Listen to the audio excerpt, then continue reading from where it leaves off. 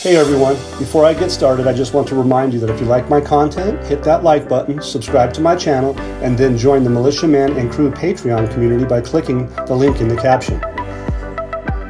Hey, good evening everybody, Militia Man and Crew. It's Monday the 17th. We have some great stuff for you tonight in Patreon / MM&C-Crew.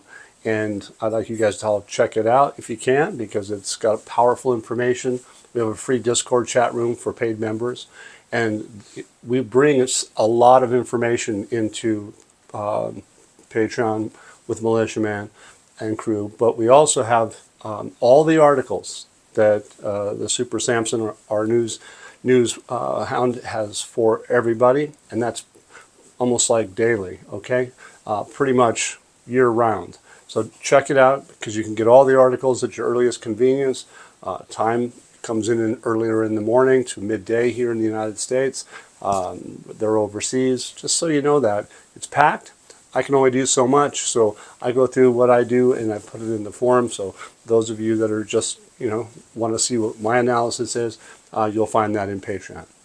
But also remember, though, what we're going to do, and we have been telling you that we have exclusive information that we just give to those paid members, and I think they all really appreciate that at patreon.com, and I think you guys will find the value in that. So if you want to check it out, please do. Feel free to do so, and don't forget, if it's up early in the morning, Freedom Forge Coffee. They have a bunch of blends. They got new products coming out, and I'll put that out as time goes on. But hey, I enjoy the quality. I enjoy their integrity, and I'm going to keep talking about it, because you know what? We all drink coffee, tea, and other things. So anyway, enjoy.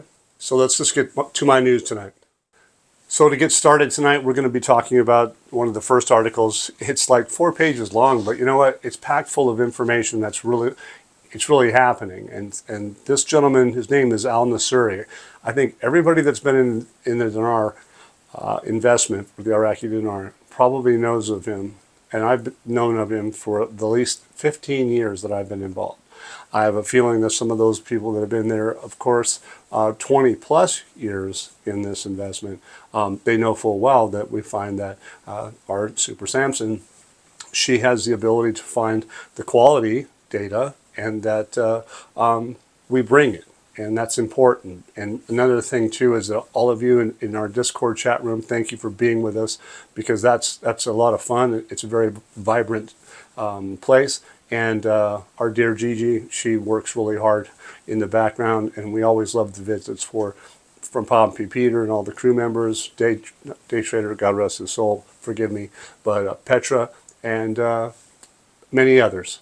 We have Brian. You guys got to love those spiritual messages that he brings into us. We really appreciate Brian. So tonight, al-Nusri says no sanctions on Iraqi banks.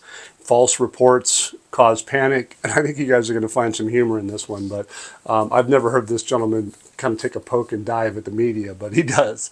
It says a private banks association, he's the advisor, Samir al-Nusri, confirms that there are no sanctions on Iraqi banks, stressing that the U.S. Treasury Department and the U.S. Federal Reserve have not issued any decisions to impose new sanctions, and that the information circulating in this regard is inaccurate and aims to create confusion in the Iraqi market. So with al-Nusri's interview today, he says there are no sanctions that have been issued.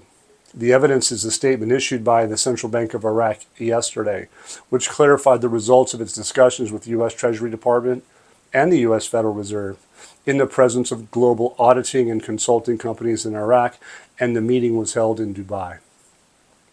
So this advisor, al-Nusri, says the official statement issued by the Central Bank of Iraq must be adopted because it confirms the transparency of the central bank, as well as the transparency of international financial and auditing organizations and institutions that include the U.S. Treasury and the Federal Reserve.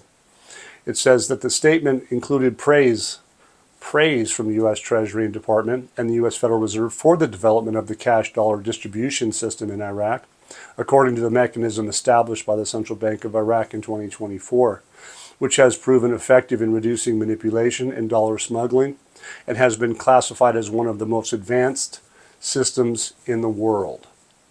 So Iraq central bank has been doing what they said they were going to do, and they are getting praise from those two entities, and because of what? They're part of the most advanced systems in the world. I think kudos on Al-Awlaq. I think that his bad press is terrible. I think a lot of it's been fake news, and we're going to see some more of that. So, but anyway, it says that this part is Al-Nusri explains that the Central Bank of Iraq achieved a qualitative shift in foreign transfer operations as it began working on them in January of 2025 with a new mechanism that relies on opening accounts for Iraqi banks with correspondent banks in America and China. So there's two big major players in this. Instead of the previous electronic platform, the dollar auctions got gone in the old way that they used to do it, and then hence you guys hear about the black market having probably an implosion. It's not the same as it was before, and we've been right about that all along, and that's what we do here. We try to find the best. Al-Nusri criticized the unspecialized media and unspecialized analysts who published misleading information about the alleged sanctions on Iraqi banks, saying this: they've been annoying citizens for 2 days with false claims that there are sanctions on 5 Iraqi banks and that the number of sanctioned banks will reach 37. They even went so far as to promote false information about the sanction of Rafidain Bank without relying on any official source. So they're saying, like, look, these guys are annoying the people. The people even know that they're wrong. So that's a lot of humor involved there. That's what I thought was so funny. But okay, so yesterday he goes on and says that the Central Bank of Iraq denied those allegations that Iraqi banks were subject to international sanctions. He goes on and stresses, hey, the Central Bank of Iraq is the body responsible for protecting the financial system in Iraq, and any decision issued by an international body, whether from the U.S. Treasury Department, the U.S. Federal Reserve, or any other organization regarding a penalty on any bank, the Central Bank of Iraq will immediately take measures to stop it, transfer this penalty, and stop the dealings. He goes on and adds that protecting the financial system is a top priority for the central bank and the government. So the government and the central bank working in tandem, and they both believe this cannot be compromised. I think those are pretty powerful words. It says the number of banks whose use of the dollar has been restricted amounted to about 28 banks since 2022, 23, and 24, in addition to banks that were sanctioned by the U.S. Treasury, which is OFAC, bringing the total number of 32 banks, all of which were audited by international consulting firms such as Ernst & Young. They kind of go to it. Oliver Wyman, for instance, but yet none of them were proven to have violated instructions or dealt with countries subject to sanctions. So they're giving them a pass. That's really cool, you guys. It's really good. So as of March of last year, the Central Bank of Iraq and the U.S. Treasury agreed to review sanctions imposed on Iraqi banks, according to a statement issued by the bank at that time. And so they go on to say that it says, but Iraqi banks restricted from dealing in dollars are now currently working to correct the situation. So if they had problems, they're working to correct those situations and adhere to international standards, which was praised by the U.S. Treasury and the Federal Reserve during the last meeting. So this is all recent. This is big, so I like it. So it says new mechanism for foreign transfers according to international standards. The Advisor Association of Private Banks, which is Al-Nusri, of course. The Central Bank of Iraq has moved since January 1st, 2025, to a new mechanism for foreign transfers whereby operations are carried out directly between the bank that has a correspondent bank and the correspondent bank itself, while regulatory authorities such as the Federal Reserve and the U.S. Treasury Department audit the transfers after they are sent and not before that it was previously the case. So the central bank no longer carries out executive procedures for transfers. So it's on the correspondent banks, just like they said they were going to do. We've known this for well over a year or more. That's how it was going to work. The central bank wasn't going to be doing what they were doing with what? Those dollar auctions. So now that says the central bank no longer carries out executive procedures for transfers. It's amazing. Really, we've been over this, but now we have it literally in print from al-Nusra. It's pretty good. The Iraqi economy has moved from the stage of fragility. That's the topic. Al-Nusra touches on the strength of the Iraqi economy, noting that according to reports from the World Bank, the International Monetary Fund, the Iraqi economy has moved from a stage of fragility to a stage of recovery, and as these international reports are based in transparent and accurate data. They're based off international reports, based on transparent and accurate data. So, but it says here in response to about the availability of dollars to traders, the advisor goes on and says a dollar is available to all traders and companies in places like Erbil, Suleimania, and all Iraqi governance according to legal procedures. So there's no issue with that if they do it by the legal procedures. But it says but any trader who has not registered his company or works in retail trade without complying with banking, check that out, with retail, so that's down to the street, without complying with banking standards will be held legally accountable. So all those not playing by the rules are going to be held legally accountable. He goes on and says the Iraqi dinar will gain its strength and the exchange rate will return to a balance sooner or later. But that depends on completing the methodology of the financial and banking reform and addressing the issue of the remaining cash use of the dollar in the market. It says, regarding the strength of the local currency and the amount of liquidity, he explains that the Iraqi dinar is fully backed and covered by the US dollar with a cash reserve exceeding 117 billion, while with the local liquidity issued exceeded 100 trillion dinars, which means that the Iraqi economy is solid, that's twice, but anyway, that means it's solid, despite the regional and global political and security challenges. It says that al-Nusra pointed out that Iraqi currently has 72 banks and 7 government banks, but there are plans to reform the banking sector in cooperation with international consulting firms, such as ones I've mentioned, Ernst & Young, Oliver Wyman. Again, they mention that. It says, which this may lead to reducing the number of banks in the future, merging some of them so that the final number becomes more in line with the size of the Iraqi economy. It just says that the number of banks may decrease to 40 banks from 72, or even less, to match the actual needs of the Iraqi market. To me, you guys, this article is packed with quality. It's full of reality and real facts.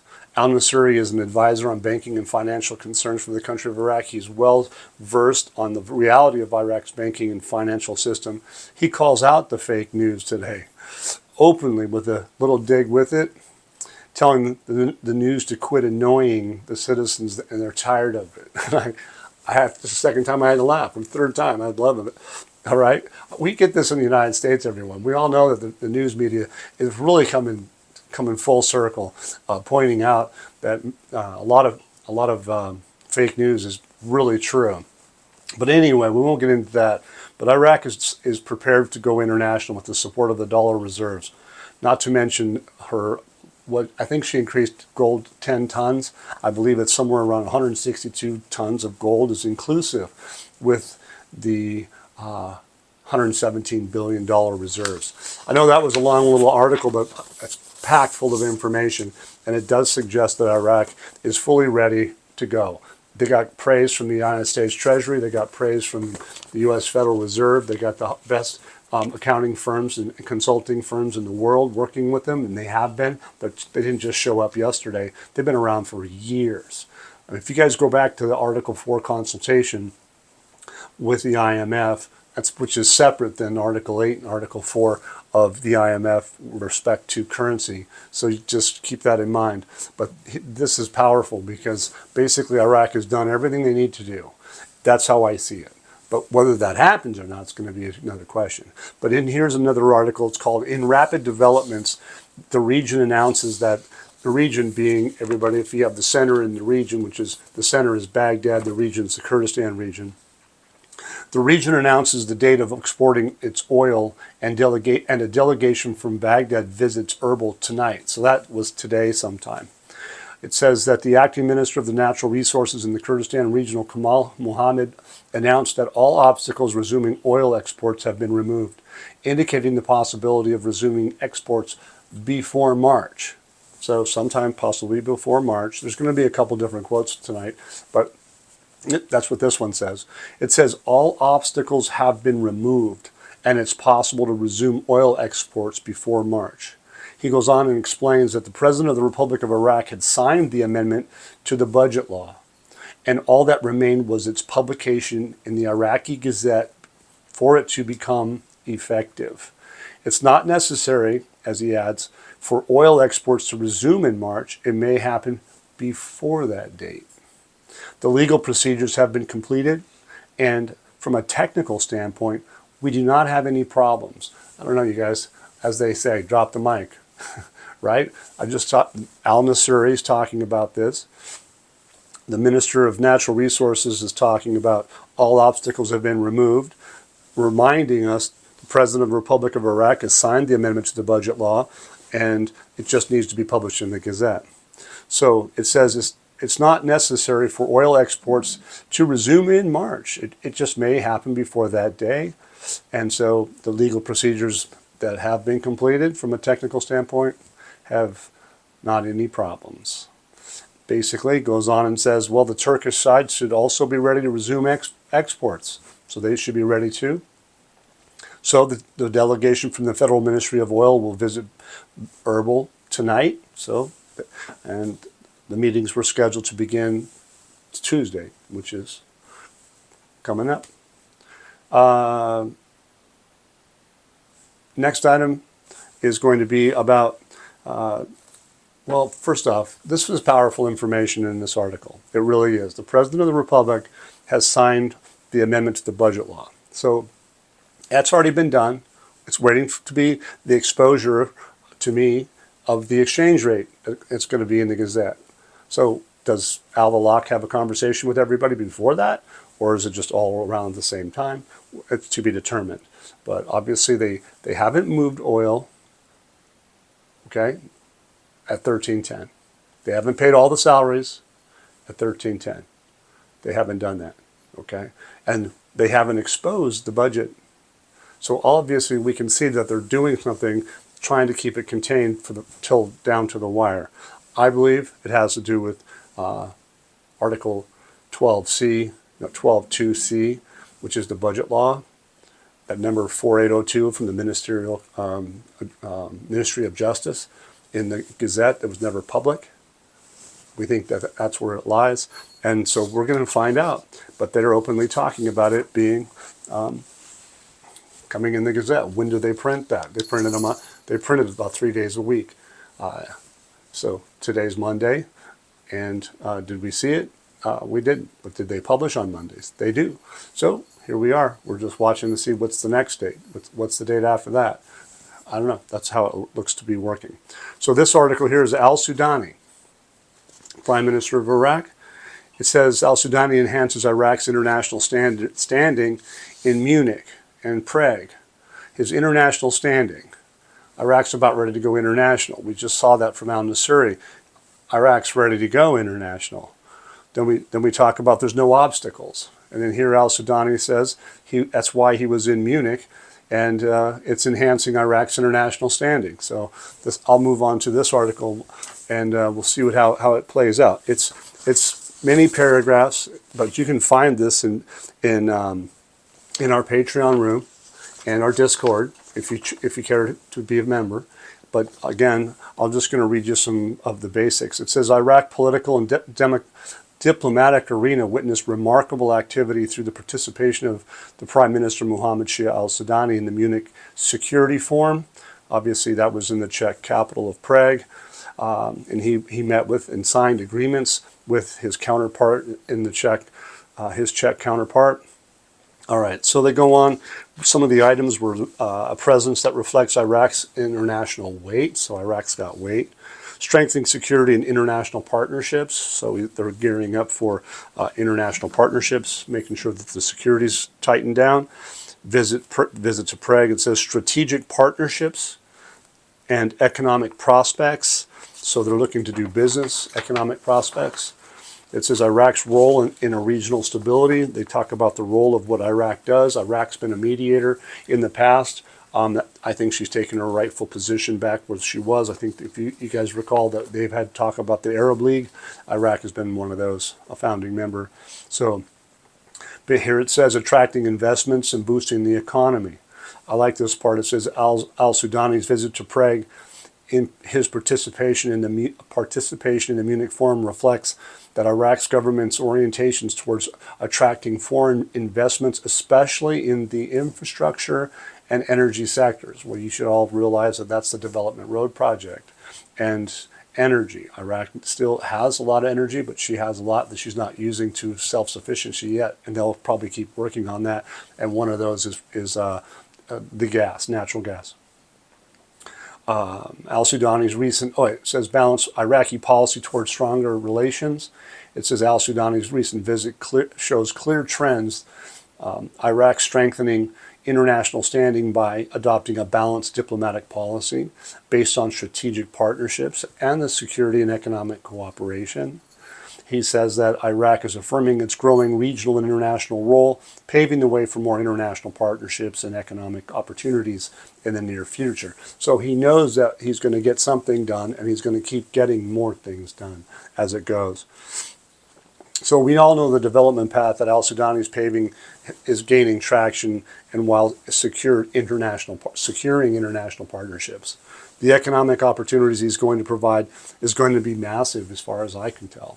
I think if you just think about it, if you know some economics, and if you've ever read about mound systems, I think those homeschoolers probably see some of that more than they do in regular schools, but it's important because for every one job, sometimes they create 4 jobs. And in some third world countries, every good paying one job gets 12 more jobs.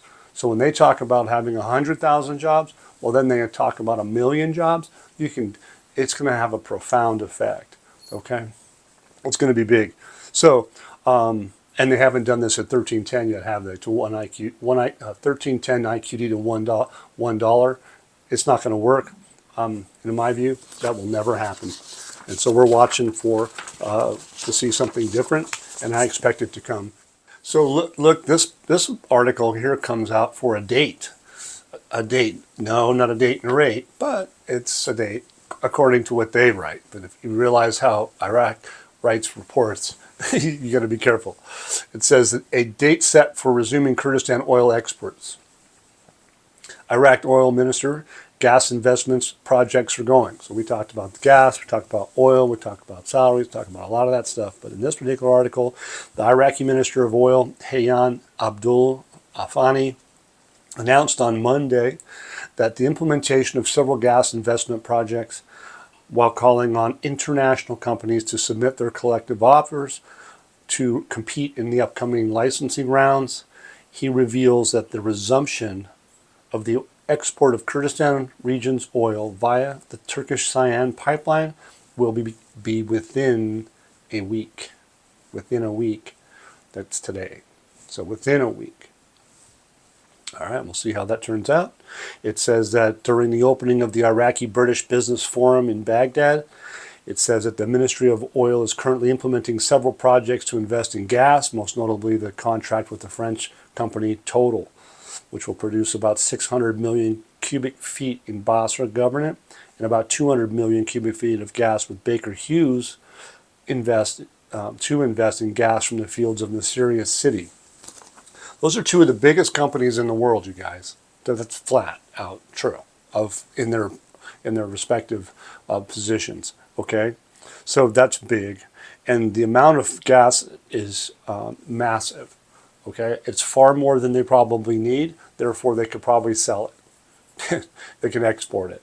All right. So, I mean, those of you that do the math, I think we have some members in our room that probably knows how to do that really well and are involved in the gas. Okay, so they know it well. He states that Iraq is working through these projects to meet domestic consumption requirements, especially with regard to operating power stations in the country.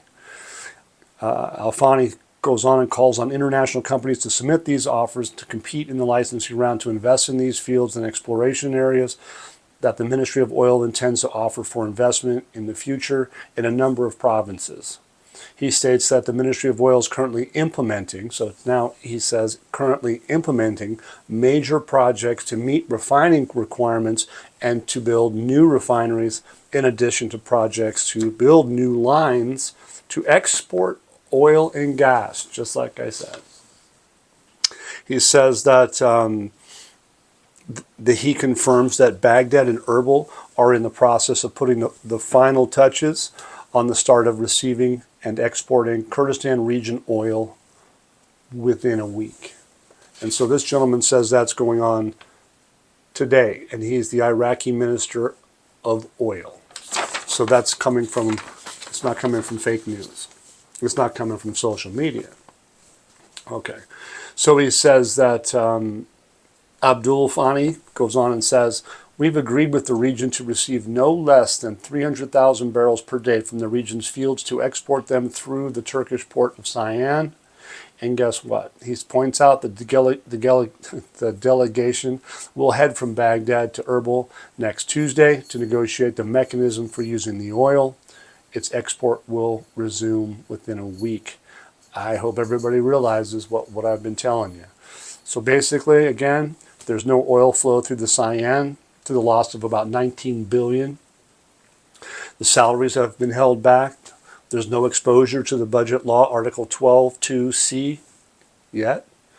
It's all while being at what, 1310, 1320 today to the IQD to the USD. That's what it is based on the CBI's website. So those facts that Iraq needs the exchange rate that is internationally, I mean, those facts support, to me, my knowledge, that Iraq needs the exchange rate that is internationally acceptable to be fully in compliance with the IMF Articles 4, Article 8. Okay? That's currency trade. Related. It says oil to flow possibly before March 25th. That's basically what they're telling you. It's this week, next week, whatever it's going to be, but before March 25th. And these meetings were on this from, based off the oil moving through that pipeline, and they were today and possibly tomorrow. So let's see what happens, and looks to be strong support from what we here at Militia Man and Crew have to offer. And I hope everybody is getting excited, because yeah, I do have a giddy up in my step, if you will, with those. Some of us remember those days, old Western movies. But anyway, appreciate it, everybody, for being with me. Thank you again for being here. And again, I'm getting closer to that 50K, so if you like, subscribe. And thanks again for everybody. We appreciate that. We do a lot of hard work in the background, and all your help and donations really, truly help keep this place going. And everybody in the crew appreciates it. So thank you very much, and enjoy your weekend of the rest of the week. Sorry. Once again, guys, don't forget to hit that like button if you like this content. Subscribe to the channel or join us at the Militia Man and Crew Patreon community for even more exclusive content. You can also donate to this channel by hitting the links in the banner to help keep this page up and running. Your generous support is greatly appreciated, as always. Much, much appreciated. Thank you so much, and have a great day.